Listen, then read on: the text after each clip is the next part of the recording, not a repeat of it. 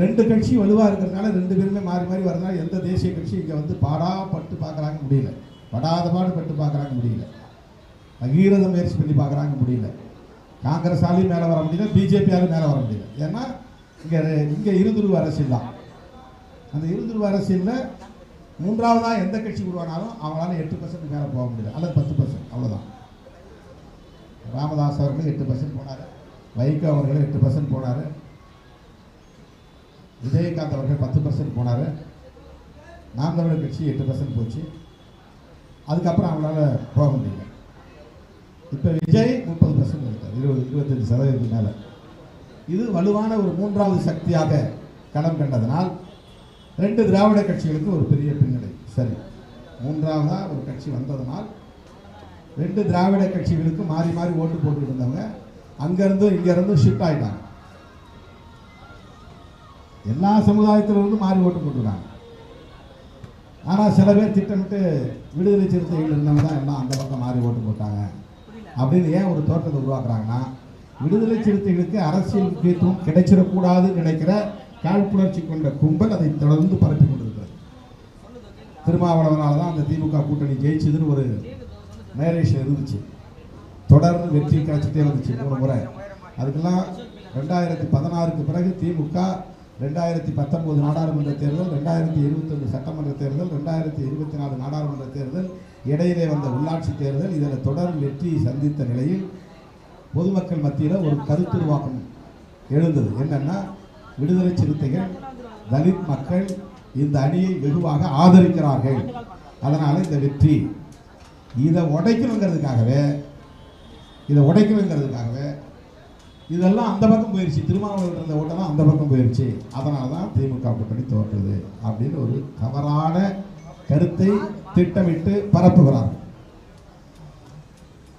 ஒரு தொகுதியில் வந்து விசிகே இருந்ததுனால 400க்கு 350 ஓட்டு விழுந்த காலம் இருந்தது. அந்த 350 என்பது இப்போ 250 ஆயிருக்கலாம். ஆனால் எஸ்சி அல்லாத தொகுதியில், எஸ்சி அல்லாத மக்கள் வாழக்கூடிய வாக்கு வங்கிகளில் 400 ஓட்டு இருக்குன்னா 100 ஓட்டு தான் வாங்கினாங்க. அவங்களுக்கு இப்போ அது வந்து 30 ஓட்டாக குறைஞ்சி போச்சு, அல்லது 20 ஓட்டாக குறைஞ்சி போச்சு. அதை யாரும் பேசுறது 0 கூட இருக்குது. இப்போ திருப்பதி ஸ்ரீரங்கத்தில் வந்து ஒரு பூத்தில் வெறும் 5 ஓட்டு தான் டிஎம்கே வேட்பாளர் கிடைச்சிருக்கு. அது எஸ்சி பூத்தே கிடையாது. அப்போ இதுக்கு முன்னாடி அந்த பூத்தில் திமுகவுக்கு எவ்வளோ ஓட்டு கிடைச்சிது, ஏன் இப்போ 5 ஓட்டு கிடைச்சிது? அவங்கெல்லாம் யாருக்கு ஓட்டு போட்டாங்க? என்ன நேரேஷன், என்ன ஒரு என்ன ஒரு தோற்றத்தை உருவாக்குறாங்கன்னா, விடுதலை சிறுத்தைகள் அங்கே வர்றத இங்கே இருந்து இந்த அணி தோற்று போனதுக்கு விடுதலை சிறுத்தைகளுக்கு வாக்களித்தவர்கள்லாம் மாறி அங்கே ஓட்டு போட்டாங்க. அதாவது எஸ்சி மக்கள்லாம் சினிமா மோகத்துக்கு ஆளாகி ஓட்டு போட்டாங்க. இது ஒரு தோற்றம்.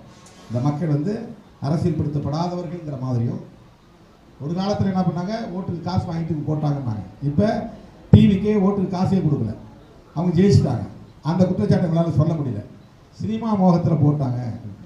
இப்போ அதே ஊரில் பூத்தில் தலித் அல்லாதவர்களுடைய பூத்தில் எடுத்து பாருங்கள், எவ்வளோ ஓட்டு டிவிகேக்கு விழுந்திருக்கு, எவ்வளோ ஓட்டு டிஎம்கேக்கு விழுந்திருக்குங்கிறது தெரியும். இன்றைக்கு 59 இடங்கள் திமுக வெற்றி பெற்றிருக்கிறது என்றால் அதுவும் விடுதலை சிறுத்தைகளின் பங்களிப்பு தான் மகத்தானது என்பதை சொல்ல நான் கடமைப்பட்டிருக்கிறேன். அதற்கு அந்த அளவுக்கான எண்ணிக்கை தக்க வைத்ததில் சிறுத்தைகளின் பங்கு மகத்தானது. அதை யாரும் சொல்ல மாட்டாங்க. ஏன் சொல்ல மாட்டாங்கன்னா, விடுதலை சிறுத்தைகளுக்கு கிடைக்கிற முக்கியத்துவம் அவர்களால் தாங்கிக் கொள்ள முடியும். நாம் யாரும் சொல்லலை, அவங்களா வந்து என் பேரை ப்ரப்போஸ் பண்ணுறாங்க. ஒருத்தர் துணை முதலமைச்சருங்கிறாரு, ஒருத்தர் முதலமைச்சருங்கிறாரு. நாங்கள் சொல்லவே இல்லை, நாங்கள் கிளைம் பண்ணல, நாங்கள் யார்ட்டையும் போய் கேட்கல. எங்கள்கிட்ட இருக்குது 2 சீட்டு. நாங்கள் யார்ட்டையாவது போய் கேட்டோமா எங்களை முதலமைச்சராக்குங்கன்னு? நாங்கள் யார்ட்டையாவது போய் கேட்டோமா எங்களுக்கு துணை முதலமைச்சர் வேணும்னு? இப்போ நம்ம கேட்கவே இல்லை. நோபல் பரிசுக்கும் பரிந்துரைக்கிறாங்க. இன்னும் என்னென்ன கிடைக்குமோ நமக்கு தெரியல. நோபல் பரிசுக்கும் பரிந்துரைக்கிறாங்க. விடுது நான் பாட்டி செவனேன்னு இங்கே உட்காந்துருக்கிறேன். உங்களை கூடவே கிடந்து உங்கள் மூச்சு காற்றை சுவாசித்து கிடக்கிறேன். நான் 20 மணி நேரம் ஒரு நாளைக்கு கும்பல்லே கிடந்து உழல்றேன். ஆனால் அவங்க எங்கேயே இருக்கிறவங்க துணை முதலமைச்சர்ன்றாங்க. இப்போ நோபல் பரிசுக்கு பரிந்துரைக்கிறாங்க. அதுக்கு நான் என்ன பண்ண முடியும்? அது சிலருக்கு வயிற்று எரிச்சலாக இருக்குது.